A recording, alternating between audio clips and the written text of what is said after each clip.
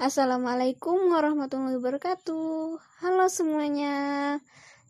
Perkenalkan, nama saya Zulfawati. Di sini saya akan menjelaskan tentang teori konstruktivisme. Teori konstruktivisme, sejarah konstruktivisme, revolusi konstruktivisme mempunyai akar yang kuat dalam sejarah pendidikan. Perkembangan konstruktivisme dalam belajar tidak terlepas dari usaha keras Jean Piaget dan Vygotsky. Kedua tokoh ini menekankan bahwa perubahan kognitif ke arah perkembangan terjadi ketika konsep-konsep yang sebelumnya sudah ada mulai bergeser, karena ada sebuah informasi baru yang diterima melalui proses ketidakseimbangan. Konstruktivisme Piaget. 1. Perkembangan intelektual Piaget. Piaget adalah psikolog pertama yang menggunakan filsafat konstruktivisme dalam proses belajar. Ia menjelaskan bagaimana proses pengetahuan seseorang dalam teori perkembangan intelektual.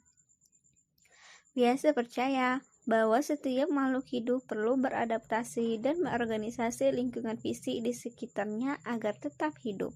Oleh karena itu, ia berpikir bahwa perkembangan pemikiran juga mirip dengan perkembangan biologis, yaitu perlu beradaptasi dengan dan mengorganisasikan lingkungan sekitar.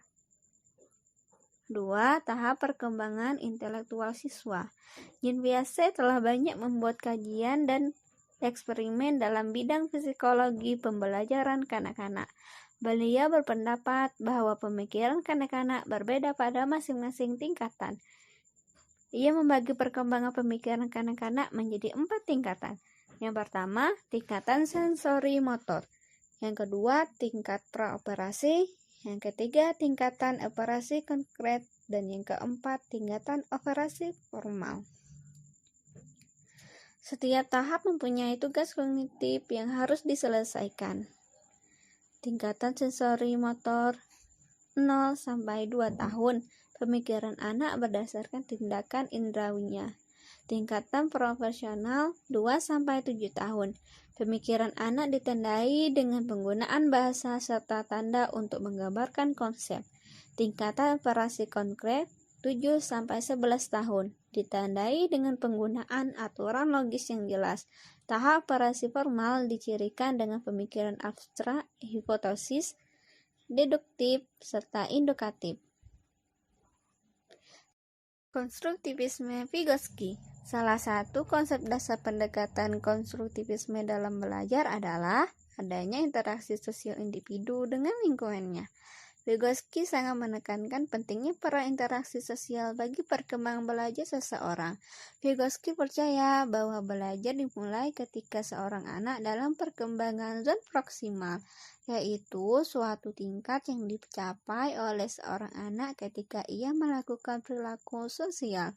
Zon ini juga dapat diartikan sebagai seorang anak yang tidak dapat melakukan sesuatu sendiri tetapi memerlukan bantuan kelompok atau orang dewasa.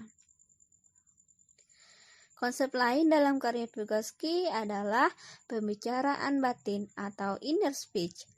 Konsep ini muncul dari penjelajahan Vygotsky untuk menemukan hubungan antara tindakan pikiran yang tidak terlihat dengan bahasa sebagai fenomena kebudayaan yang bisa dijelaskan dengan analisis objektif. Pada behavioris menyatakan bahwa pikiran hanyalah pembicaraan subvokal. Pembicaraan lahirlah yang tumbuh sangat kecil. Vygotsky bertentangan dengan behavioris, menegaskan bahwa pikiran berkembang untuk merefleksikan kenyataan sosial. Proses komunikasi dengan orang lain menghasilkan perkembangan makna kata yang kemudian membentuk struktur kesadaran.